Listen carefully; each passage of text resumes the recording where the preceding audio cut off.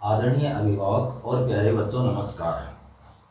मैं Rajendra Prasad GIS online कक्षा में आपका हार्दिक स्वागत करता हूं, अभिनंदन करता हूं। प्यारे बच्चों, आज हम व्याकरण का टॉपिक पढ़ने जा रहे हैं। तो व्याकरण का टॉपिक जो पाठ नंबर 8 पर है, लिंग अर्थात जेंडर पढ़ने जा रहे हैं कि जेंडर होता क्या है। तो देखिए प्यारे बच्चों, जेंडर के बारे में आप लोगों को बहुत सालों से पता है कि वे क्या होते हैं, जेंडर क्या होते हैं, यानी कि लिंग क्या होते हैं। ये बहुत सालों से आप यानी कि जब से आपने स्टार्ट किया है व्याकरण पढ़ना फर्स्ट क्लास से, तब से आप इस चीज़ को पढ़ते आ रहे हैं। लेकिन फिर भी मैं इस चीज़ को आपको फिर से बताना चाहूँगा कि जेंडर होता क्या है। तो देखिए, परिभाषा हम पढ़ेंगे जेंडर की कि जिन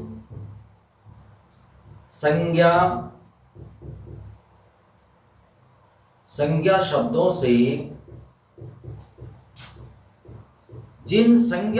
से पुरुष या स्त्री जाति का बोध होता है,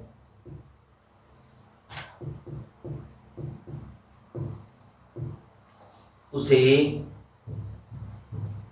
लिंग कहते हैं। यानी कि ये संज्ञा शब्द होते हैं और इनसे हमें क्या होता है, या तो कोई पुरुष जाति का बोध होता है या फिर स्त्री जाति का बोध होता है। जैसे कुछ मैं शब्द यहां लिखूंगा, जैसे राम है, कुत्ता है, बिल्ली है आदि। तो ये ऐसे कुछ शब्द थे जिनसे हमने जाना कि ये क्या है। अब जैसे राम है, वो राम क्या एक पुरुष जाति का बोध करवा रहा है। कुत्ता क्या है, एक नर जाति का बोध करवा रहा है, यानी कि पुरुष जाति का बोध करवा रहा है। लेकिन बिल्ली क्या है, वो स्त्री जाति का बोध करवा रहा है। इसलिए जिन संज्ञा शब्दों से पुरुष या स्त्री जाति का बोध होता है, उसे लिंग कहते हैं। अब देखिए लिंग के भेद। आपको पता ही है कि लिंग के दो भेद होते हैं। लिंग के दो भेद होते हैं। कितने भेद होते हैं? दो भेद होते हैं। एक होता है पुल्लिंग और नंबर 2 होता है स्त्रीलिंग। अब पहले हम पुल्लिंग के बारे में जानेंगे कि पुल्लिंग होता क्या है। तो देखिए, इसके बारे में मैं यहाँ 1 नंबर लगा करके बात करूंगा। तो पुल्लिंग के बारे में, यानी कि वे संज्ञा शब्द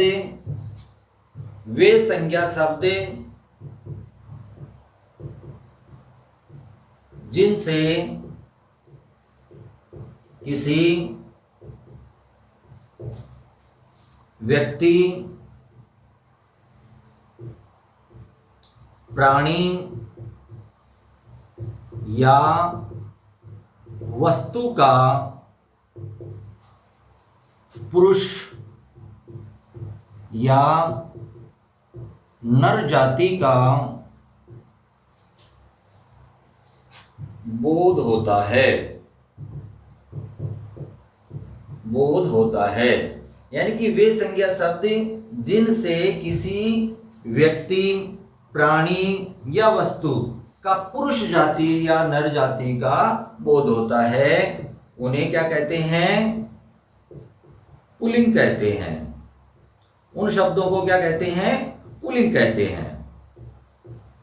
जैसे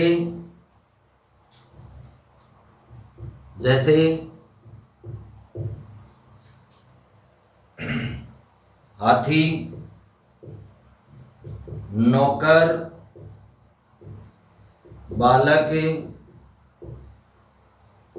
किसी का नाम भी हो सकता है जैसे महेश, रमेश आदि।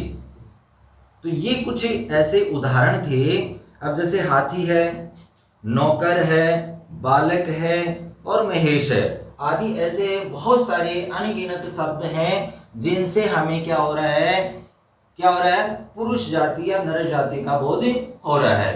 तो इसलिए अब इन शब्दों को हम क्या कहेंगे, पुल्लिंग शब्द कहेंगे। अब प्यारे बच्चों, आपको पता है कि पुल्लिंग शब्द या स्त्रीलिंग शब्द की पहचान के लिए हमें कुछ नियम अपनाने होते हैं, और नियमों के लिए, क्योंकि इसमें ये प्रॉब्लम आती है कि कुछ ऐसे शब्द होते हैं जो मतलब है ना निर्जीव होते हैं। जैसे निर्जीव वस्तुओं के नाम हम क्या कर सकते हैं, सजीव जो प्राणी होते हैं, जो यानी कि जैसे मान लो मनुष्य है या कोई जानवर है या कोई पक्षी है, उनके बारे में तो हम पता लगा सकते हैं, उनको देख करके पता लगा सकते हैं कि ये क्या है, पुरुष जाति में है, नर जाति में है, और ये क्या है, नारी या फिर मादा जाति में है। तो कहने का मतलब ये स्त्रीलिंग में है। तो बात ये है प्यारे बच्चों कि यहाँ हमें कुछ ऐसे शब्द होते हैं जिनके बारे में उनसे मतलब उनको देखते ही या पढ़ते ही हमें पता नहीं लगता है कि ये कौन सी कैटेगरी में आएंगे, यानी कि मेल में आएंगे या फीमेल में आएंगे। अगर मेल में आएंगे तो कौन से शब्द आएंगे, और फीमेल में आएंगे तो कौन से शब्द आएंगे। तो उनके लिए बहुत सारी मतलब मैंने यहाँ एक आपने देखा कि मैंने कुछ ऐसे शब्दों के मतलब यहाँ पहले से लिख रखे हैं ताकि समय बच सके अपना, क्योंकि मैं बार बार इनको अगर साथ साथ लिखता जाऊंगा और साथ साथ पढ़ता जाऊंगा तो बहुत समय लगेगा और वीडियो है वो बहुत लंबा बन जाएगा। इसलिए मैंने इसको क्या कर दिया, पहले ही लिख लिया है। अब हम इसको क्या करेंगे, पहचान कि पुल्लिंग शब्दों की पहचान कैसे हो और स्त्रीलिंग शब्दों की पहचान कैसे हो, उनके लिए कुछ नियम होते हैं। कुछ ऐसे मतलब वो कैटेगरी में आते हैं जो उसी कैटेगरी में आते हैं। तो ऐसे शब्दों के बारे में हम यहाँ डिटेल से पढ़ेंगे। तो पहले जो बात करेंगे वो हम करेंगे 1 नंबर पुल्लिंग के बारे में मेल के बारे में बात करेंगे, और फिर हम क्या करेंगे, स्त्रीलिंग की बात करेंगे।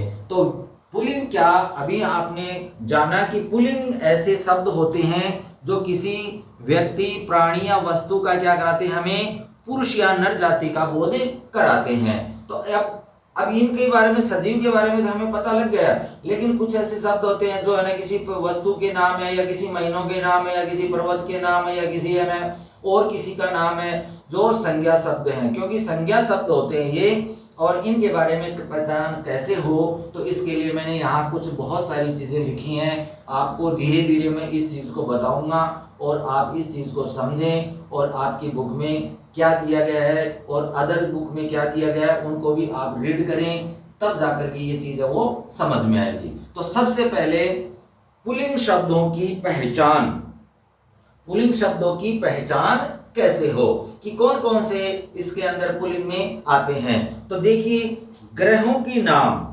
यानी कि पुल्लिंग के अंदर जो ग्रह हैं हमारे 9 ग्रह माने गए हैं, वो सारे के सारे किस में आते हैं, पुल्लिंग में आते हैं। लेकिन कुछ ऐसे अपवाद होते हैं, अपवाद का मतलब है कि ग्रह किस में आते हैं, पुल्लिंग में आते हैं, लेकिन एक ऐसा शब्द जो पुल्लिंग मतलब उसके अंदर उस कैटेगरी में आकर के भी वो क्या है, अपने नाम के अकॉर्डिंग या किसी कारण से वो क्या है, स्त्रीलिंग में आ जाता है। तो कुछ ऐसे शब्द होते हैं जो पुल्लिंग होते हुए भी क्या है, वो अलग छटे हुए हैं, उनको हम अलग से भी जानेंगे। तो सोम है, जो राहु है, शनि है, ये क्या है, पुल्लिंग शब्द, यानी कि ग्रहों के नाम है जो 9 ग्रह हैं। अब इसके अंदर पृथ्वी एक ऐसा है शब्द जो ग्रह होते हुए भी क्या है, स्त्रीलिंग है, क्योंकि आपने देखा होगा कि इसके जो ई की मात्रा है वो क्या करती है, जो इकारांत होते हैं। देखिए, इकारांत जो शब्द होते हैं, अधिकतर इकारांत शब्द होते हैं वो क्या होते हैं, स्त्रीलिंग होते हैं। इसलिए इसको क्या माना गया है, इसको स्त्रीलिंग माना गया। दूसरे नंबर पे देशों के नाम, यानी कि दुनिया के अंदर जितने भी देश हैं उनको लगभग को क्या माना गया है, पुल्लिंग माना गया है। जैसे चीन है, जापान है, अमेरिका है आदि। यहाँ कुछ उदाहरणों के द्वारा हम पढ़ेंगे। बहुत सारे नाम यहाँ लिख नहीं सकते, बहुत बड़ा वीडियो बन जाएगा, तो बाद में वो एक मतलब आलसीपन सा लेकर के आता है। वीडियो के अंदर वो चीजें आनी चाहिए जो अच्छे से समझ में आए और उसको बाद में हम और ज़्यादा कि कहाँ से पुस्तक से पढ़ भी सकते हैं। तो यहाँ समझने की बात यह है प्यारे बच्चों कि देशों के जो नाम हैं, जितने भी देश हैं, जैसे चीन है, जापान है, अमेरिका है आदि, क्या है ये देश हैं। तो ये देश हैं, इसलिए ये क्या है पुल्लिंग है। लेकिन अपवाद के लिए श्रीलंका एक ऐसा शब्द है जो क्या है देश होते हुए भी क्या है एक स्त्रीलिंग शब्दों की गणना में की जाती है, यानी कि स्त्रीलिंग शब्द है ये श्रीलंका। जैसे लंका में हनुमान ने क्या लगाई थी, आग लगाई थी, लंका जल गई, लंका जल गया नहीं कहेंगे, लंका जल गई। तो इस प्रकार से ये देश होते हुए भी क्या है ये स्त्रीलिंग में है। फिर है सागरों के नाम, यानी कि हमारे जो सागर हैं कौन कौन से, अरब सागर, हिंद महासागर, प्रशांत महासागर और भी 7 महासागर हैं, उन सब के नाम हैं वो क्या है, इसलिए सागर सारे के सारे किस में आएंगे, किस में आएंगे पुल्लिंग में आएंगे। नेक्स्ट महीनों के नाम, यानी कि जो जितने भी महीने होते हैं, चाहे वो हमारे क्या नाम है हिंदी महीने हो चाहे वो अंग्रेजी महीने हो, लगभग है वो क्या आते हैं पुल्लिंग में आते हैं। कुछ ऐसे शब्द भी, कुछ ऐसे महीने भी हैं जो क्या है पुल्लिंग होते हुए भी क्या है उनको अलग से अपवाद के रूप में माना गया है, वो है स्त्रीलिंग में आते हैं। तो चैत्र का महीना, बैसाख का महीना, सावन का महीना, मार्च का महीना, अप्रैल का महीना, यानी कि ये और भी महीने हैं। ये कुछ उदाहरण हैं जो महीनों के मैंने नाम लिखे हैं, लेकिन अपवाद के रूप में जनवरी का महीना, मई और जुलाई 3 ऐसे महीने हैं जो महीने होते हुए भी क्या है स्त्रीलिंग की गणना में की आते हैं, यानी कि इनको हम स्त्रीलिंग कहते हैं। क्योंकि मैंने आप लोगों को बताया था इकारांत, यानी कि इसमें भी इकारांत, यानी इकारांत का मतलब जिन शब्दों का बड़ी ई से अंत हो रहा है। तो जनवरी और फरवरी भी है और मई और जुलाई, तो ये शब्द क्या है, ये क्या है महीने होते हुए भी क्या है ये स्त्रीलिंग में है। नेक्स्ट दिनों के नाम, जो हमारे 7 जो वार होते हैं, दिन होते हैं, वो भी क्या होते हैं पुल्लिंग होते हैं। जैसे सोमवार, मंगलवार, बुधवार और भी शनिवार आदि। तो ये सारे के सारे जो दिनों के नाम हैं वो किस में आते हैं पुल्लिंग में आते हैं। फिर आइए आगे और भी बहुत सारे और कौन कौन से आते हैं। तो यहाँ आप देख रहे होंगे कि अनाजों के नाम, यानी कि अनाज है वो भी किस में आते हैं पुल्लिंग के अंतर्गत ही आते हैं। तो गेहूं है, बाजरा, जौ, चना, चावल और भी बहुत सारे अनाज हैं हमारे, तो उनको हम किस में गणना करेंगे पुल्लिंग के अंतर्गत करेंगे। लेकिन कुछ ऐसे अनाज हैं जो पुल्लिंग न होकर के क्या होते हैं वो स्त्रीलिंग में आते हैं।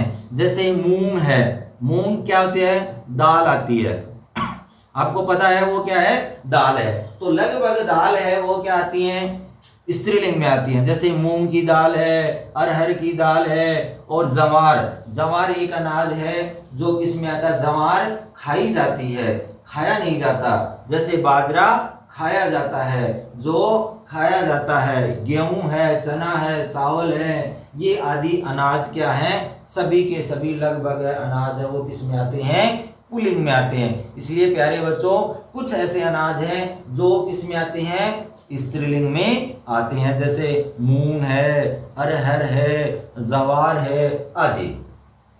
अब आगे पढ़ेंगे और कुछ क्या आते हैं। तो पदार्थों के नाम, यानी कि पदार्थ, चाहे वो ठोस पदार्थ हो चाहे वो तरल पदार्थ हो, तो वो भी किस में आते हैं, किसमें पुल्लिंग में आते हैं। अब यहाँ मैंने कुछ पदार्थों के नाम लिखे हैं लेकिन वो तरल पदार्थ हैं। जैसे तेल है, क्या है पुल्लिंग है। दूध है, क्या है पुल्लिंग है। घी है, क्या है पुल्लिंग है।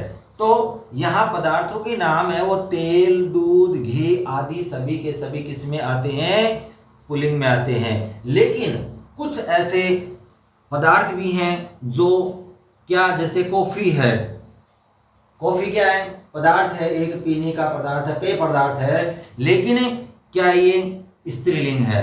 चाय ये भी क्या है, पेय पदार्थ है, तो इसका मतलब पेय पदार्थ होते हैं या खाने के जो पदार्थ होते हैं, तरल पदार्थ होते हैं, वो किस में आते हैं, पुल्लिंग में आते हैं। लेकिन चाय और कॉफी दो ऐसे शब्द हैं जो पदार्थ होते हुए भी क्या है, वो स्त्रीलिंग में आते हैं। नेक्स्ट बात करेंगे हम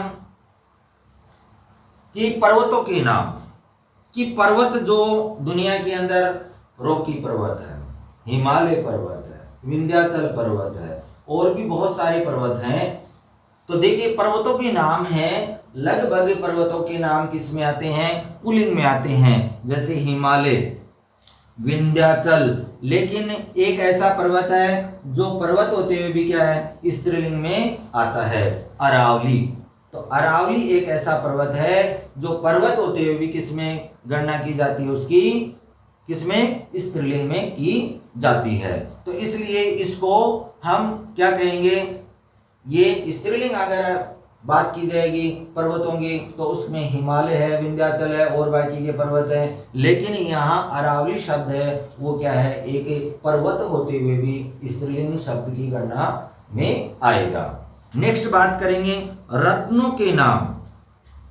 रत्न यानी कि जो बहुत ही महंगे महंगे जो पदार्थ, जो पत्थर होते हैं या जो और भी ठोस पदार्थ होते हैं, उनकी बात करेंगे तो उसके अंदर नीलम, मूंगा, सोना आदि। तो ये नीलम है, मूंगा है, सोना है आदि ऐसे पदार्थ, ये रत्न है जो क्या है, पुल्लिंग है। लेकिन एक अपवाद के रूप में जाना जाता है, वो है मणि। मणि क्या है, एक अपवाद है, वो एक क्या है, रत्न होते हुए भी क्या है, वो स्त्रीलिंग में आता है। उसकी गणना किस में की जाती है, स्त्रीलिंग में की जाती है। इसलिए ये क्या है, ये अपवाद है। ठीक है। अब बात करेंगे हम पेड़ों के नाम, यानी कि पेड़ हैं जितने भी लगभग पेड़ हैं वो किस में आते हैं, पुल्लिंग के अंतर्गत आते हैं। तो जैसे नीम का पेड़ है, बरगद का पेड़ है, पीपल का पेड़ है, और भी बहुत सारे पेड़ हैं। तो वो सभी के सभी लगभग पेड़ किस में आएंगे, जैसे आम का पेड़ है, खजूर का पेड़ है, तो लगभग है ना वो क्या आएंगे, किस में आएंगे, पुल्लिंग के अंतर्गत आएंगे। लेकिन इमली एक ऐसा पेड़ है जो पेड़ होते हुए भी उसकी गणना किस में की जाती है, स्त्रीलिंग में की जाती है। इसलिए ये एक पेड़ अपवाद के रूप में जाना जाता है। नेक्स्ट बात करेंगे हम धातुओं के नाम, यानी कि धातु, खनिज पदार्थ। कि खनिज पदार्थ ऐसे धातु जो ठोस पदार्थ के रूप में आते हैं। ये यहाँ मैंने जो पदार्थों के नाम लिखे थे वो तरल पदार्थों के नाम थे।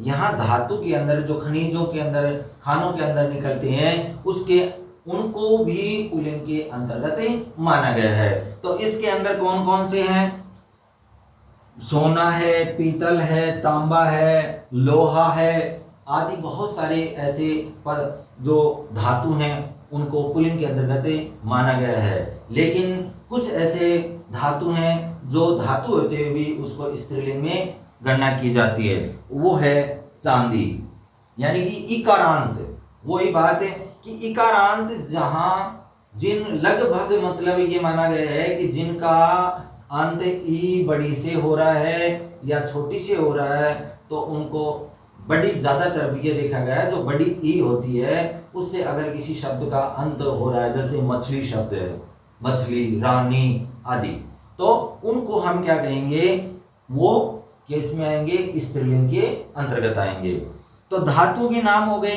अब शरीर के अंगों के नाम, कि शरीर के हमारे जो अंग हैं, जैसे हाथ है, सिर है, कान है, बाल हैं, हाथ है, पैर है, मुंह है, दांत है आदि, यानी कि बहुत सारे शरीर के पार्ट्स हैं, लेकिन बॉडी के पार्ट्स हैं, उनको लगभग को किस में माना गया है, पुल्लिंग के अंतर्गत माना गया है। लेकिन प्यारे बच्चों, कुछ ऐसे शब्द हैं जो शरीर के अंग हैं, जैसे हमारी आंख है, वो क्या है, एक शरीर का अंग है लेकिन वो स्त्रीलिंग में आता है। फिर हमारी नाक है, नाक ये किस में आता है? स्त्रीलिंग में आता है। उंगली हमारी किस में आता है? इसमें स्त्रीलिंग में आता है। तो नाक हो गई, आंख हो गए, और फिर टांग। टांग एक ऐसा शब्द है जो कि एक शरीर का अंग है लेकिन फिर भी किसमें आता है? वो किसमें? स्त्रीलिंग में आता है। तो आज हमने इस वीडियो के अंतर्गत ये जाना कि पुल्लिंग शब्दों की पहचान कैसे होती है। कुछ और भी बातें हैं जो हम जानेंगे। जैसे प्यारे बच्चों, बहुत सारे ऐसे शब्द होते हैं जिनका अंत है वो किससे होता है? ऐसे होता है, ए। लगभग जो देखिए प्यारे बच्चों कि लगभग एस अकारांत, ऐसे जिनका अंत होता है वो शब्द भी किस में आते हैं? पुल्लिंग के अंतर्गत आते हैं। जैसे मन, तन, वतन, हनन, चमन आदि। तो ऐसे शब्द जिनका अंत किससे हो रहा है? ऐसे हो रहा है, इनको अकारांत शब्द बोलते हैं। इनको क्या बोलते हैं? अकारांत शब्द बोलते हैं। तो मन, तन, वतन, हनन, चमन, गमन आदि ऐसे शब्द हैं जिनका अंत किससे हो रहा है? ऐसे हो रहा है। तो उनको भी हम किसके अंतर्गत मानते हैं? किसके अंतर्गत मानते हैं? पुल्लिंग के अंतर्गत मानते हैं। तो ये था पुल्लिंग के बारे में जानकारी। और भी अगर कोई डाउट हो तो वो मेरे से बेझिझक है, वो आप जानकारी प्राप्त कर सकते हैं।